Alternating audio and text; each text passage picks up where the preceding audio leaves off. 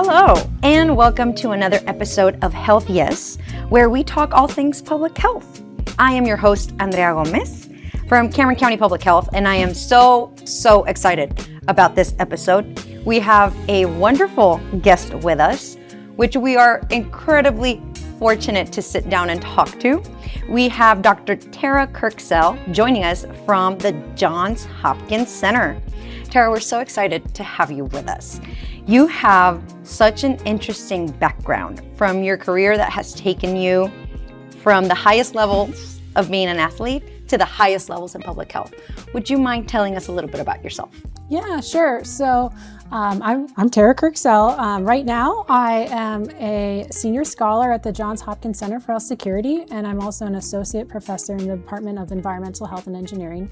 But before that, before I was in academia, I was a professional athlete, and I had the chance to go actually with my sister to the 2004 Olympics in Athens. Wow. And so I'm assuming that you spent how many years competing as an elite swimmer? So I joined swimming, and it's an interesting story. I got into swimming because I was in gymnastics, and I broke my arm pretty badly in a competition. I had nerve damage, and I had to do swimming as rehab. So that's how I got into swimming. Yeah, so I started that around 10. I wasn't very good. Even when I was like a sophomore in high school, I was not planning on going to a college that had a swimming program. Okay. But I got better at swimming. Obviously. Quite quickly. And by the time I was a senior, I was being recruited by Stanford, Texas, Cal, Arizona, a lot of different schools that, were interested in giving me a full ride, which was such a change, obviously, from going from not swimming at all to full ride D1. And so that was kind of a time of rapid transition, dropping a lot of time, swimming faster. And that's how I sort of got into Stanford. And I swam at Stanford for 4 years, and then I actually trained there a little while I was swimming professionally. And I got my master's degree at the same time. Oh, so when you went into Stanford, was there, a major in mind aside from, your time swimming? I'm assuming you were a student athlete, correct? Yeah. So I did, I had, like all young people, I was just like, I don't know what I want to do. Oh, yeah. And so I thought about a lot of different things, and I finally settled on human biology. Okay. So I took human biology, which is it's like both the social and biological side of what it is to be human. Interesting. So it has some cultural anthropology and some biology, and it's all mixed together. Right. So maybe the interest into the health side, the biology side, the human side was always there.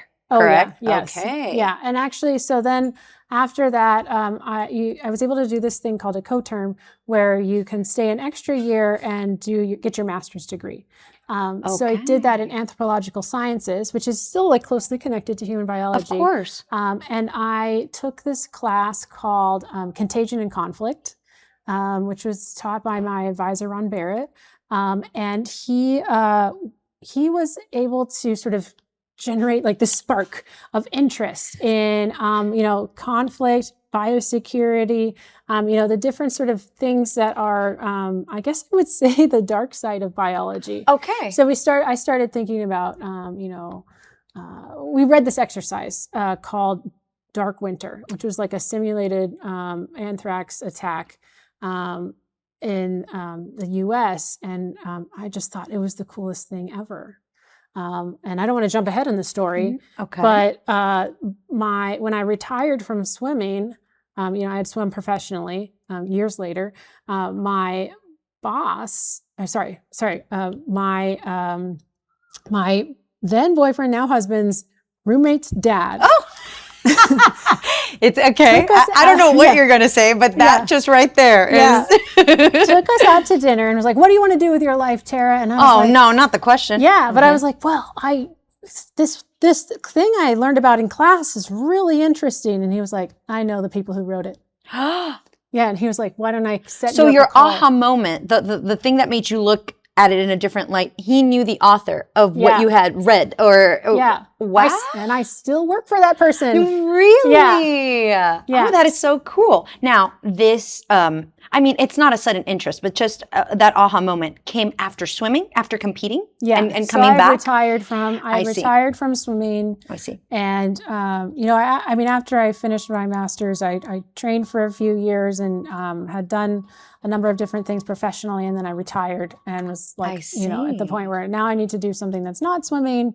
Did you really not go back to swimming at all? Like, I mean, sometimes I like swim occasionally, but I mean, a lot of people do swimming for the rest of their lives, like their coaches or whatever. Right. But I just didn't want to do that. I had other things I wanted to do. Which you are doing and you're excellent at that. But that is, it means that you're such a well-rounded person because you made swimming something so iconic in your life. I mean, that is great. But the work that you do and everything that you have done for public health, the reason why, just for context for the community of why we're sitting, in front of each other is because we're working on a project from Johns Hopkins and Cameron County Public Health, and life just kind of like threw each other, to meet. And it's so incredible to be sitting with someone with you and having this type of conversation because of everything you have accomplished, not just as an athlete, but as a public health professional. So can you talk to me a little bit about once, swimming was over, how did you get your start maybe as a public health professional? Yeah. Should I say? Well, so, it was a lot, I'd swum in the Olympics with my sister, swam professionally, had this great experience and, a lot of training and just what it takes to grind and do hard work. And that I think is one of the things that I've really taken with me, right? That hard work and just sometimes you just have to put in the time. Sometimes you're not going to win that day. And so, I was thinking about what am I going to do next?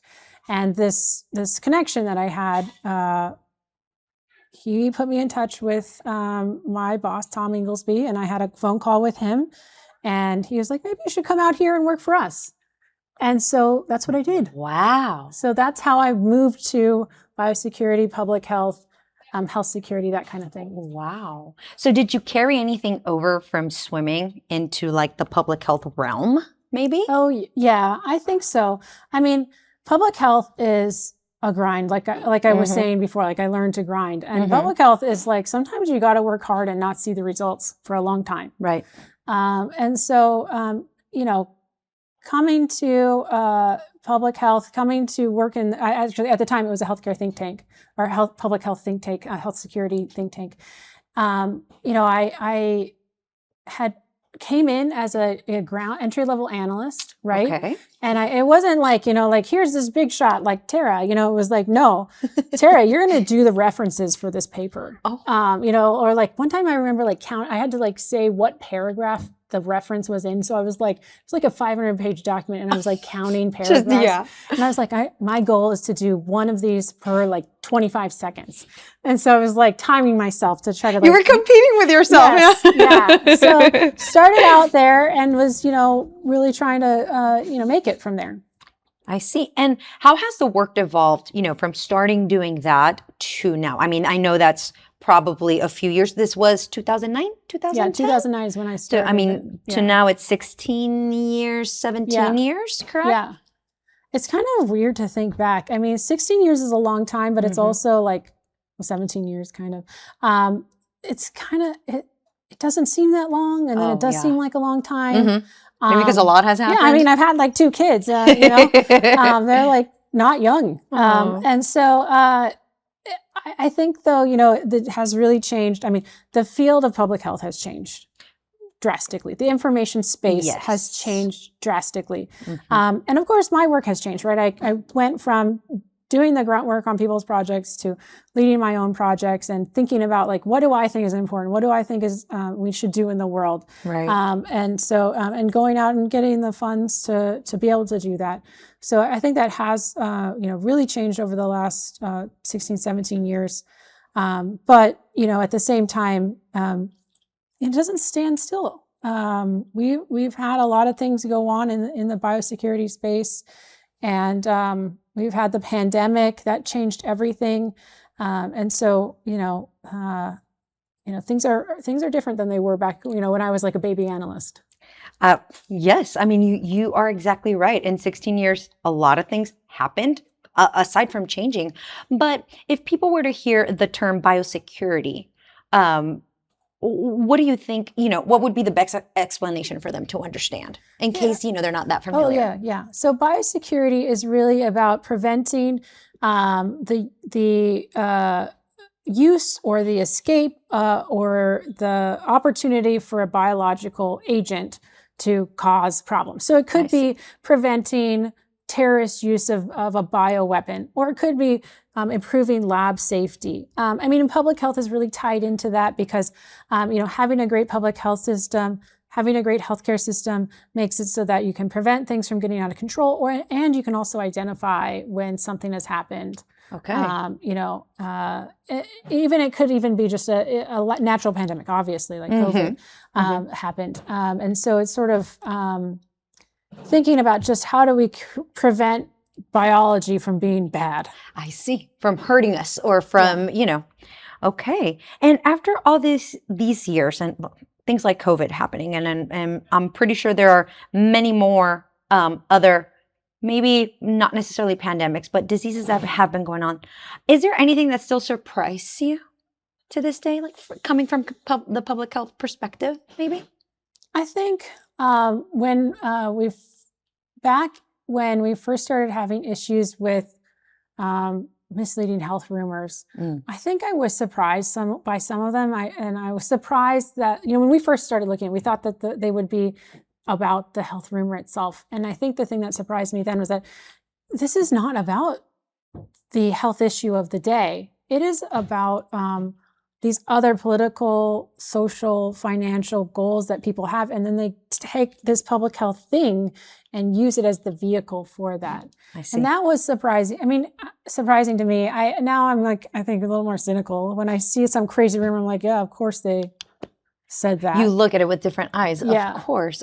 And I mean, all it does I think already the line of trust between what's going on in public health and what people know or what people see could be a little corroded, maybe, and it's easy to maybe just see it black and white, whereas maybe there's this gray area where light should be shown. So I know that a lot of your work now is based maybe now with trust, particularly how we communicate, in an environment where rumors and misinformation can spread easily.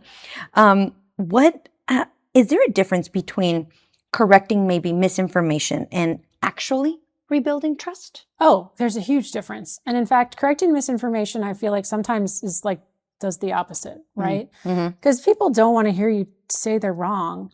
Right. I need to build a connection, right? And me saying you're wrong makes them feel bad. Whether they're angry at me for that, or they're, feel just like they want to get away from me. So, a lot of times I just think that the most important thing for public health is to connect. And then by connecting, people hear something crazy and they'll say like, no, I know that person.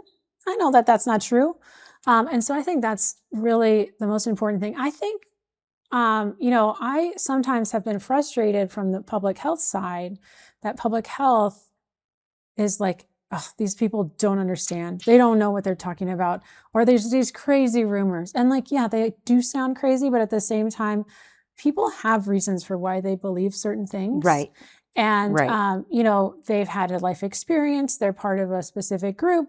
I think it's sometimes we just think from our public health mindset, like my values of preventing morbidity and mortality are the most important thing. And so we're going to do what I say.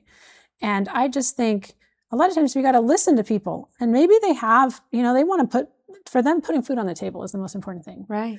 And preventing them from doing that causes them harm. And we have to listen. I mean, maybe we can't at the end of the day avoid doing things that may, hurt people's livelihoods, because there has, maybe you have someone with TB and that person just they have active TB, they can't be out in the community. Exactly. For their own good. Well, and not even for their own good, but for their community's good, right? Then so maybe they won't be able to work their job, and that's terrible. But we have to have a conversation with them. Yes. And we can't just say, here is I'm not this is what needs to be done, right. and do it. Exactly. Right. Right. And you are exactly right. And I think also, and maybe correct me if I'm wrong, being in the public health realm, you listen to so much and the lingo is there and you talk about it constantly that when you look at the message, you're like, obviously it makes sense to push it this way. But for people on the outside of just the health realm, it might be either new to them, they might have not even thought about it that way, and it's not as common as we would think it is because we're in it. And sometimes the message can be lost in translation of what it is that what you meant, whereas what you want them to do. Right. I think 100% people public health falls into a trap of speaking to public health. And we're not generally speaking to public health. We're speaking to the public. Yes. And so sometimes even when I was like doing media during COVID, like, you could use the official name for the virus, right? Or you could just call it COVID, right? And so, I mean, I think that, maybe the public health researcher field would ask for you to be a little more accurate, right? But when you're talking to the public, you have to just use the terms that are widely understood, talk in a way that, we don't need to be talking technical with like 10-syllable words, right? Right. No, I'm not saying that members of the public are stupid. No, what I'm saying is that not. we just have to be able to, we're not talking to public health professionals. We don't have to use public health terminology. We've got to use the terminology that people really get and that they feel like, makes sense. Absolutely. And let me add just onto that, given where we are in Cameron County and we are a border county as well, sometimes even language barrier and speaking both languages as it is, we have the Spanglish, which is the mix of both, right? And even if you speak correct Spanish or correct English when you're out there trying to push a message, you have to keep that in mind as well, that it might not be understood simply because culturally we also have to keep that in the back of our heads whenever we have to put out something very important that cannot be borderline technical. Right. We, plain language, as we say. But sometimes as communicators, it's hard to keep all those things in mind when you just want them to know the importance of the message or you want to, relay that context. And that's just something that, one of the things that we're learning here today with the workshop that we just had by Dr. Tara was exactly that, how to build that trust, how to manage a rumor, which we don't want to call it misinformation, but sometimes it can be misleading, right? Yeah, exactly. Whatever's out there. So you've had, I'm assuming, plenty of opportunity to work with many public health professionals across different communities. What have you learned about working with our health department, with, kind of like South Texas people? Yeah, well, I actually have had the pleasure of working with Cameron County for actually a long time. So many, many years ago, I asked the health administrator, Esmer, to participate as a player in one of our exercises. Oh. She actually came to the NACCHO Public Health Preparedness Conference and we held an exercise there. And she sat at the main table and, helped, we had dilemmas for our health leaders to discuss and manage. Okay. And she was willing to come down and do it, which was so exciting. Really? So, so we had that. And then we had the start of the Trust in Public Health project. And so we did. How long ago was this? Oh, that was probably pre-COVID? It was right after COVID, I think. Okay. And so we were working with Javier and Esmer as well. And we sort of had some conversations and did some in-depth thinking about what was being done in Cameron County to improve trust in public health, to improve risk communication. So I think we featured the start of this podcast. That is so just for context, Javier is also our co-host. So we hear Javi, in multiple episodes. So that's the Javier that we're talking about. That is super cool. And so you know what? It was probably 2022. Yes. Because the podcast premiered in 23. Okay, yeah. So maybe it was still in it took us about, once community engagement, the program that the podcast falls under. It took about a year to get the studio ready, to get the equipment, to decide who. We had auditions on who could be host, who was maybe bilingual, so we could have a few in Spanish. And we didn't premiere it until January of 2023. So it was probably after. So that's really cool. Yeah. So we have like a little video featuring you guys and what you guys did as a great example of how to do great risk communication, communicate with the public, build trust with the public, be out there, right? And then this project, the Trust in Action project, right, where we have been working. Hopkins and Cameron County have sort of partnered to think through how do we build trust and manage rumors around HPV vaccines, because there's a lot of pushback against this vaccine. People think, some rumors like boys don't need it, it's going to encourage sexual activity, that sort of thing, and don't necessarily trust the recommendations around it. So we've been moving some of the tools that we've built previously into sort of a more functional implementation piece. So we have come out, do workshops. We actually previously did a survey in Cameron County to understand more about what's going on with rumors and trust around HPV. And that's actually one interesting thing. And when we first worked, you were actually the first team that we were working with on this. And you guys wanted to do this survey. And we were like, well, we didn't have this in our project plan, but sure, we'll do it. And every other health department we have worked with wants to do a focus group or a survey.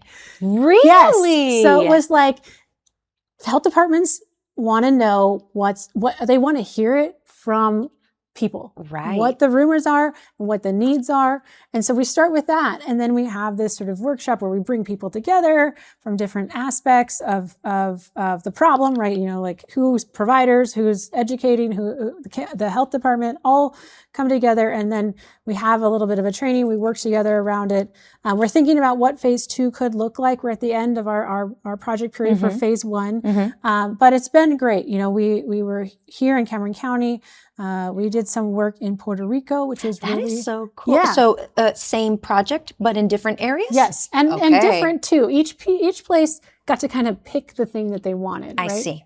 So Puerto Rico was doing kind of rumors in general, but they wanted to do kind of a train the trainer thing. So they could then take it out. Yes. Vermont wanted to do TB in newly arrived populations. Oh, interesting. TB prevention, TB treatment, TB testing, that kind of thing. Hawaii was doing more of a general sort of approach, but they were actually, they had a big conference, and then they had health educators, and then they had, people who are nurses who go visit. Right, it's kind of like front lines. Right, yeah. So they kind of they had 2 sessions, and then they had another session with their health department.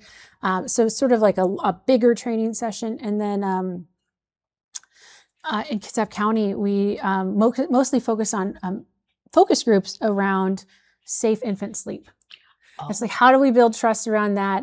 So interesting, because it's like people know what safe infant sleep is, but reality is very hard to match to that. Really? Because you're like, I know my kid's supposed to sleep alone in the crib on their back, but they just don't. And I'm like, I haven't slept more than 2 hours at a time in 3 weeks, and I just need to sleep, right? And so it's interesting to think should public health approach that in a different way? Because if you give advice that people can't take, they stop trusting you, right? They go to a different source that might lead them astray in so many other ways too. Yes. So it's a really interesting problem. It seems like, when I first, thought about it, I was like, oh, okay, whatever, sure, that's what you want. But it has been such an interesting look into trust because it's such difficult advice to follow. And public health has a hard time providing guidance that isn't 100% safe when there's a safer alternative. So such a conundrum. Yeah, it is, because at the same time you want to help, and it sort of feels like hands tied, but not. And it also kind of falls like circ, that you have to be first and you have to be accurate. And that's very hard. And it's very hard. Which one do you do which one do you do Right. first, right? Right. I mean, obviously we all strive for them to be both, but that is such an interesting take. Yeah. And I mean, that topic is so interesting, and Yeah. how everybody, I think it is just generally important to be able to, or be equipped in knowing how to even manage a rumor that is coming at you. You might not be expecting that sort of pushback in your daily ops, right? When you're meeting with a client, or maybe for us, or at least in my program, in my capacity, is tabling at events.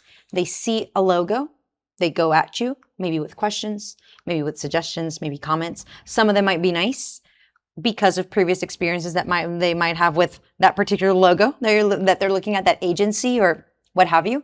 Sometimes it might not be that nice, and they might have these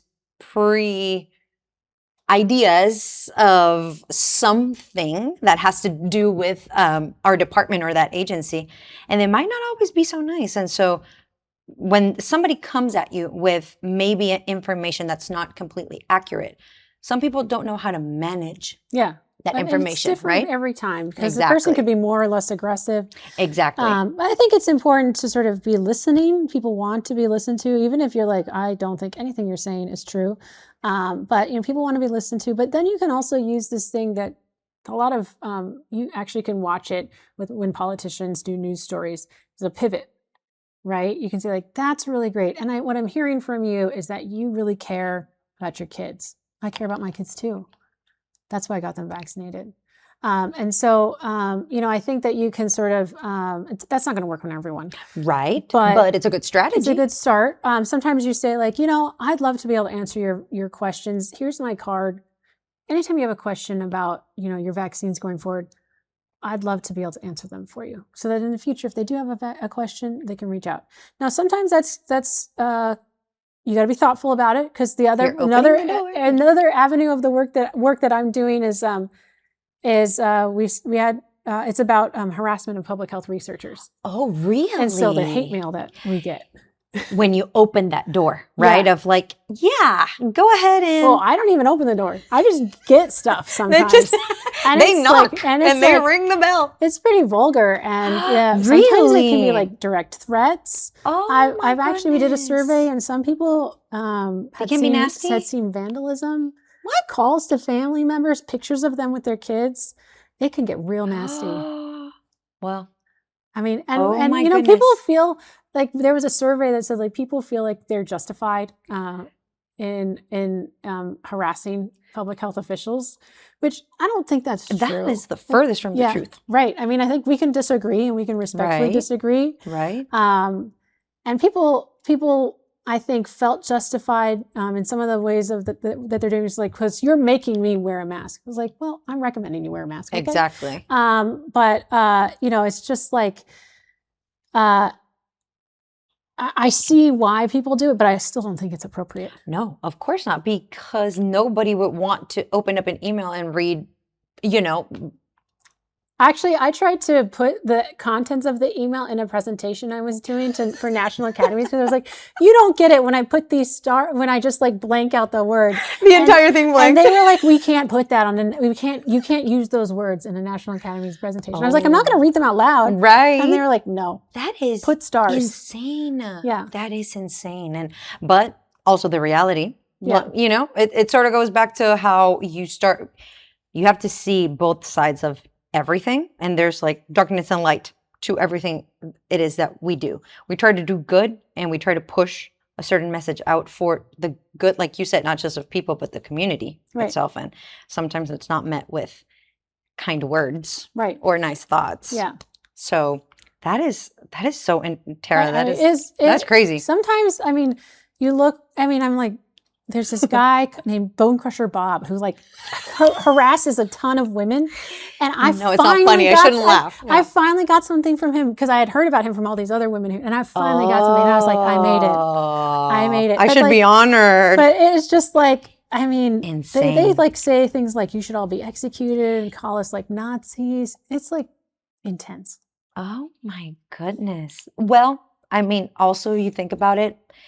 I think that when you start getting hate, quote unquote, like that, you're actually doing some good because you are ruffling maybe some feathers. You're getting people to think. Well, it does mean getting that to more you've gotten people. to an audience that is not like the normal public health audience, right? Like Right. if I give I Right. give an interview in the Atlantic, I love that I love that sort of news magazine, but I'm not reaching anyone who doesn't believe in public health. Exactly. Right? Yeah, If it's someone reaching. else sees it who doesn't like public health, but maybe has an opportunity to hear more or think more sympathetically, then I've had an opportunity to at least get them thinking. Exactly. So maybe they're thinking really angry thoughts. But Right, but you're that's what you're getting them to think, because maybe either one, they tend to not get that type of messaging, but growing the audience always comes with some growing pains because they're new to the message, they're new to you. Maybe it finally reached an audience that maybe you were looking for,